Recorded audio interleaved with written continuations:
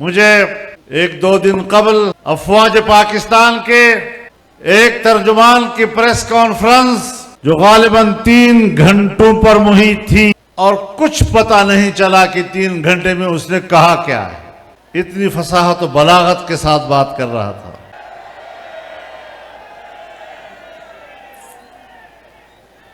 وہ بظاہر تو تاثر دے رہا تھا کہ وہ یہ باتیں کسی اور کے خلاف کر رہا ہے، لیکن جو بھی بات کرتا تھا کوشش کرتا تھا کہ وہ میری باتوں کا جواب دے۔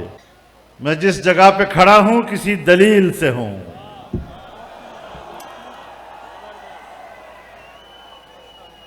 میں یوں ہی دست و گریباں نہیں زمانے سے۔ ہمیں کیا پڑی ہے؟ 10 لاکھ لوگوں کو اس میدان میں لانا، سفر کر کے یہاں آنا، سفر اور موسم کی تکلیف برداشت کرنا، پھر کہتا ہے کہ الیکشن کے حوالے سے فوج کا کوئی رول نہیں۔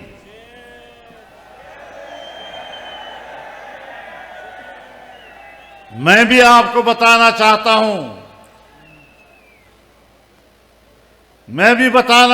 ہوں، کہ آئین میں، قانون میں، رولز میں کوئی رولز نہیں ہے کہ فوج سیاست میں بات کرے، اور میں بھی مانتا ہوں کہ آئین اور قانون کے روح سے تمہارا کوئی رول نہیں، لیکن یہ سارا رولا ہی تیرا ہے۔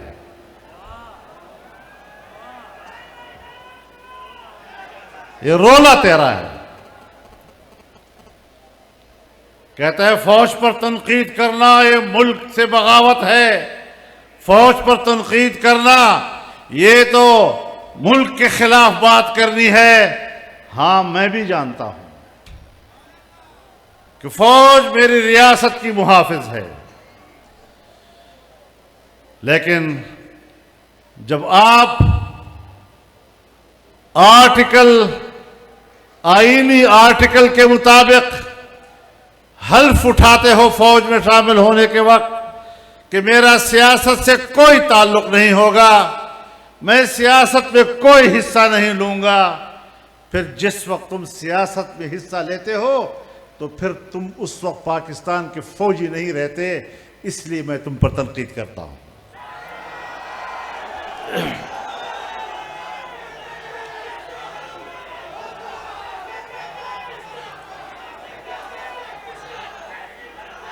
میں ملک میں کوئی اندھی سیاست نہیں کر رہا۔ میں ملک کے آرمی چیف کو بھی جانتا ہوں، ISI کے چیف کو بھی جانتا ہوں، میں مقتدرہ کو بھی جانتا ہوں۔ میں 40 سال سے زیادہ عرصہ پاکستانی سیاست سے وابستہ رہ کر کس چیز سے اب ناواقف ہوں کہ تم مجھے صفائی دو گے کہ میں نے سیاست میں حصہ لینا ہے یا نہیں۔ میرا دعویٰ آپ کے خلاف یہ ہے کہ تم نے سیاست میں حصہ لیا ہے، اس کے بعد تم پاکستان کے فوجی نہیں رہے کہ میرے اوپر تمہارا احترام لازم ہو۔ ہاں واپس فوجی بن جاؤ، واپس فوجی بن جاؤ، جہاں سے نکلے وہی کھڑے ہو جاؤ، میں آپ کے شانہ بشانہ کھڑا ہو جاؤں گا۔ شاید یا تم نے مجھے نہیں پہچانا یا میں نے تمہیں نہیں پہچانا، لیکن مجھے پوری طرح اطمینان ہے کہ میں نے آپ کو ٹھیک سمجھا ہے۔ مجھے آپ کے بارے میں اپنی رائے دینے میں کوئی کسی قسم کا تردد نہیں ہے۔ میرے محترم دوستو، پاکستان کے قیام میں تمہارا کوئی رول نہیں۔ پاکستان کو پاکستان کے ہندوستان کے مسلمانوں نے بنایا، عوام نے بنایا، قربانیاں دی، اور ان قربانیوں کے نتیجے میں پاکستان بنا ہے، اور پاکستان کا جھنڈا تم نے نہیں لہرایا، پاکستان کا جھنڈا ہم نے لہرایا ہے۔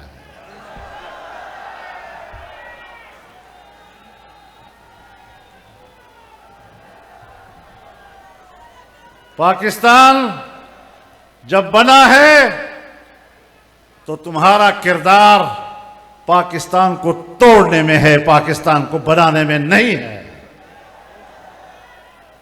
سن 1971 میں 90,000 سے زیادہ فوجی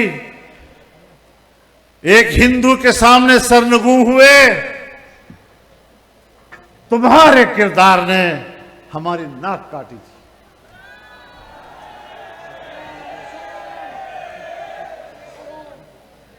تمہارے کردار نے قوم کے سروں پر ذلت اور رسوائی کا ٹوکرا رکھا تھا۔ ہم بھی آپ کو جانتے ہیں اور آپ بھی ہمیں جانتے ہیں، اور تم اگر وردی پہن کر مجھ پر کوئی روب ڈالنے کی کوشش کرتے ہو تو میں آپ کو بتانا چاہتا ہوں کہ تم سارے مل کر بھی میرے جسم پر روح تک نہیں رینگتی۔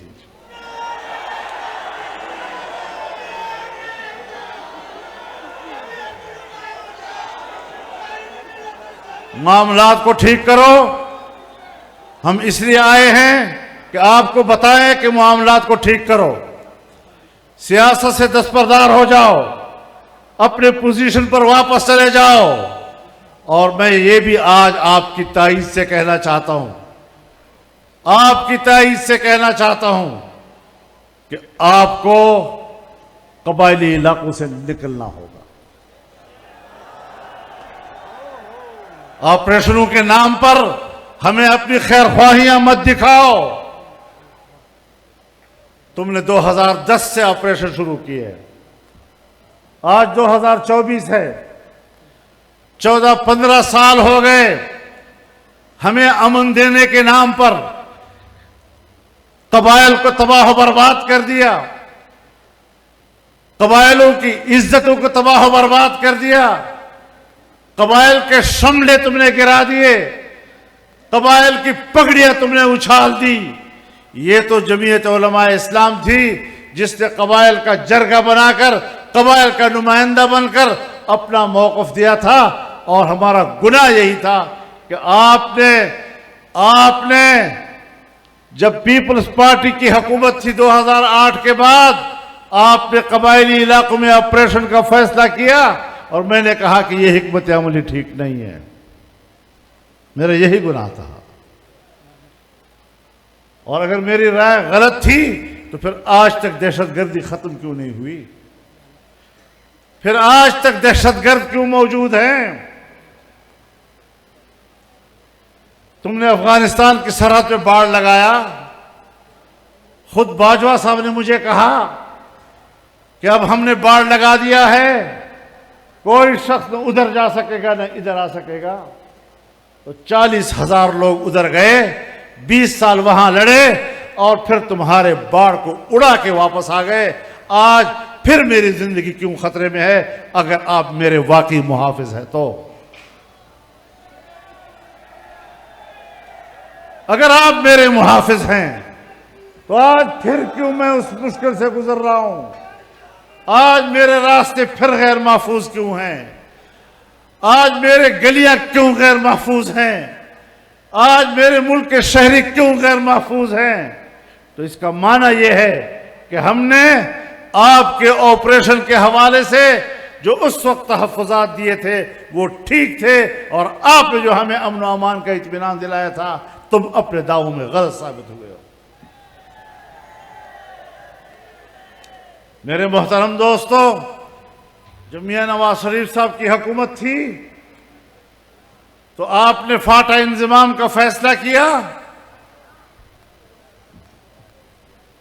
میں نے ہر فورم پر دلائل دیے، میں نے پارلیمنٹ میں دلائل دیے، میں نے تمہارے ساتھ مخصوص میٹنگوں میں دلائل دیے کہ تم انضمام کا فیصلہ کرنا غلط کر رہے ہو، یہ اس وقت صحیح نہیں ہے، آپ کو مشکلات پیش ہوں گی، افغانستان کے ساتھ معاملات بنیں گے، لیکن ہماری بات نہیں مانی گئی، اور ہمارا گناہ یہی تھا کہ ہم نے ایک ایسی بات آپ سے کہی جس کو آپ نے ہمارے ساتھ میٹنگوں میں تسلیم کیا، اور پھر جب آپ مان گئے میرے ساتھ میرے ساتھ 4 پوائنٹس پر اتفاق کر لیا تم لوگوں نے، تو پھر کیوں میرے پاس پاکستان کے اندر ڈیوٹی دینے والا ایک امریکی افسر میرے گھر خود کیوں آیا؟